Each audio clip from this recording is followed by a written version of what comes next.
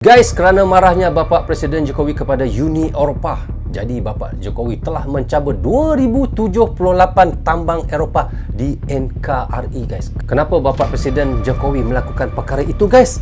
Ayuh kita sama-sama tonton dan simak video ini. Mari.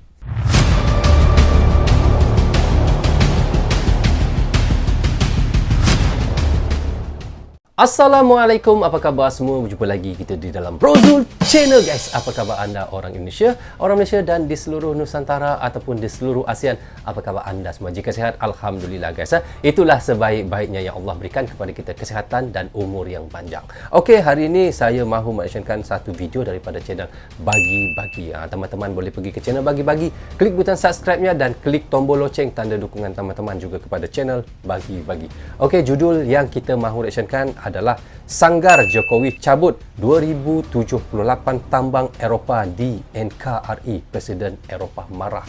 Begitulah apa yang dilakukan oleh Uni Eropah kepada Indonesia selepas Indonesia menghentikan nikel diekspor ke Uni Eropah. Uni Eropah menyuruh Indonesia menghentikan ekspor kopi sawit dan juga coklat ke Uni Eropah. Jika mahu terus mengekspor barang-barang itu ke Uni Eropah, guys, seharusnya Indonesia kena mendengar kata-kata Uni Eropah untuk mengekspor nikel ataupun boksit. Apabila Indonesia menghentikan ekspor nikel ke Uni Eropah, jadi Uni Eropah membalas dengan mengatakan Indonesia tidak bisa lagi untuk mengekspor juga sawit, koko dan juga kopi serta banyak lagi pangan-pangan ataupun makanan yang nggak bisa diekspor ke Uni Eropah. Itulah jahat mereka, guys.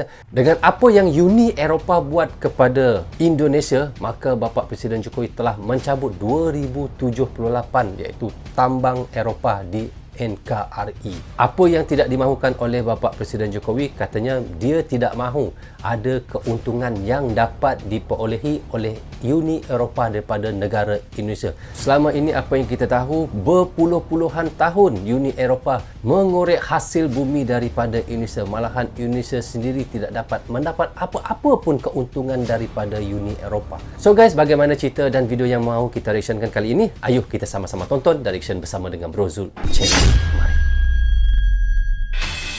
Beraninya, Jokowi gerebek tambang milik Eropah dan cabut 2078 izin usaha Eropah. Hari ini sebanyak 2078 izin perusahaan penambangan minerba kita cabut. Karena tidak pernah menyampaikan rencana kerja, izin yang sudah bertahun-tahun telah diberikan tetapi tidak dikerjakan, dan ini menyebabkan tersandranya pemanfaatan sumber daya alam untuk meningkatkan kesejahteraan rakyat. Pemerintah terus melakukan pembenahan-pembenahan dengan memberikan kemudahan-kemudahan izin usaha yang transparan dan akuntabel. Tetapi izin-izin yang disalahgunakan pasti akan kami cabut. Izin-izin yang disalahgunakan pasti akan kami cabut. Pasti akan kami cabut. Benar-benar sekarang Bapak Jokowi marah nih, guys. Halo sahabat Bagi-Bagi, Jokowi gerebek tambang ilegal hingga cabut sampai 2078 tambang yang hanya mau mengirim barang mentah ke Eropah. Keberanian ini dicetus Jokowi karena geram dengan Eropah yang terus menyedot sumber daya alam Indonesia. Jokowi terus utus menteri-menterinya untuk berikan kebijakan yang setimpal kepada negara Eropah itu. Bahkan, Menteri Jokowi sudah siapkan dana untuk menghadapi resesi yang diakibatkan negara Eropah sampai triliunan rupiah. Berkolaborasi dengan Paman Putin, sepertinya kebijakan Jokowi ini sudah membuat negara Eropah jera. Listrik habis, krisis makanan di mana-mana, hingga mereka harus menanggung malu di depan pemimpin dunia. Rusia dan Indonesia hanya duduk terdiam dan melihat mereka tergoncang. Inilah keberhasilan kebijakan menteri-menteri Jokowi yang membuat Uni Eropah goyang hingga Ursula meradang. Sahabat Bagi-Bagi, Presiden RI, Joko Widodo, menggebrak dunia pertambangan Indonesia. Di luar aja, guys. Nyali para pemilik perusahaan pertambangan mineral dan batu bara dibuat ciut oleh kebijakannya di awal tahun 2022. Gebrakan Presiden Jokowi menjadi rentetan peristiwa besar dan penting di tahun 2022 ini. Karena, Jokowi berani mencabut 2078 izin usaha pertambangan, atau IUP, baik mineral maupun batu bara. Tentunya, tambang yang dicabut karena tidak bermanfaat bagi negara, dan hanya menyuburkan negara-negara Eropa. Kebijakan Presiden Jokowi bagaikan laksana tangan besi, dalam artian positif sebagai pemimpin negara ini. Tangan besi yang dimaksudkan adalah, Presiden Jokowi berani dan tegas menindak ribuan tambang, yang saat ini tidak memberikan manfaat kepada negara. Tidak memberi manfaat kepada negara, Bapak Jokowi cabut semua tambang-tambang itu, guys. Maklum, ribuan pemegang IUP pertambangan tersebut tidak pernah menyampaikan rencana kerjanya, padahal izin usahanya sudah bertahun-tahun diberikan. Benar. Sehingga, pemerintah tidak mengetahui pemanfaatan sumber daya alam dari ribuan tambang tersebut. Dan Daripada sumber alam, tambang itu tadi, apa yang mereka buat pun tidak tahu kerana mereka tidak pernah melaporkan pada pemerintah apa yang mereka lakukan pada tambang-tambang yang mereka buat itu, ya. Sedangkan mereka sudah bertahun-tahun menjalankan operasi tambang itu, masakan nggak bisa dalam 1 tahun 2 kali 6 bulan sekali untuk memberi, orang kata, memberi report lah, memberi maklumat apa yang mereka buat tentang tambang-tambang mereka. Jadi Bapak Jokowi marah, cabut semua aja, guys. Nggak ada faedah. tentunya kalau tambang ini berjalan, akan membuat semakin subur Uni Eropa. subur. Pasalnya akan diekspor dalam bentuk bahan mentah. Benar.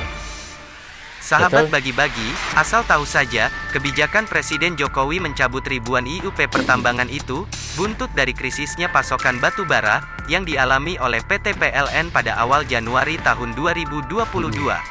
Kritisnya batu bara untuk pembangkit listrik PLN, membuat pemerintah harus menyetop kegiatan ekspor batu bara selama sebulan, sejak tanggal 1 Januari hingga tanggal 31 Januari tahun 2022.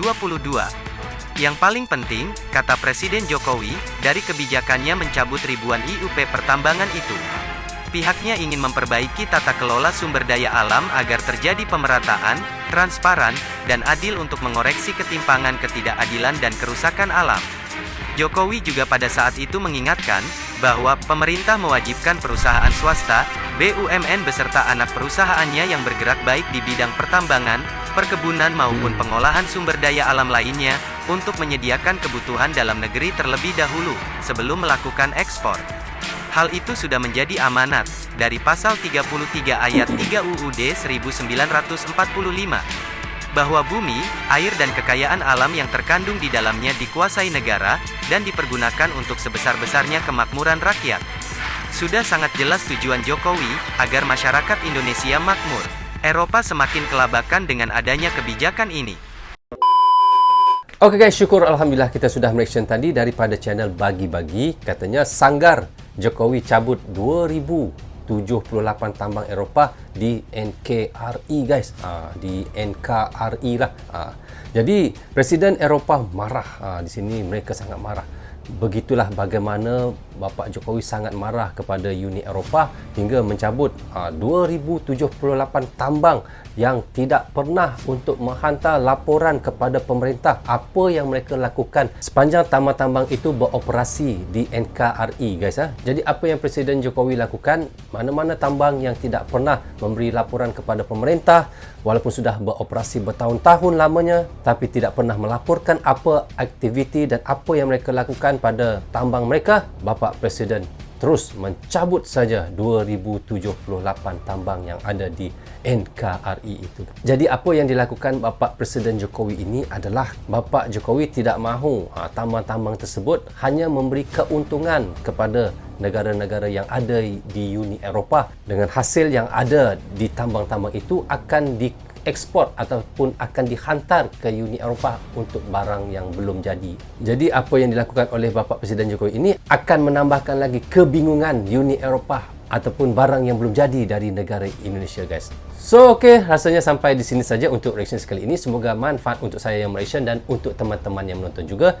Jangan lupa klik butang subscribe bagi teman-teman yang baru saja yang baru saja menonton, dan saya ucapkan terima kasih banyak-banyak kepada anda yang sentiasa mendukung Brozul Channel. Saya minta maaf andainya ada tersilap kata dan tersilap omong kepada anda semua. Assalamualaikum, goodbye, bye-bye.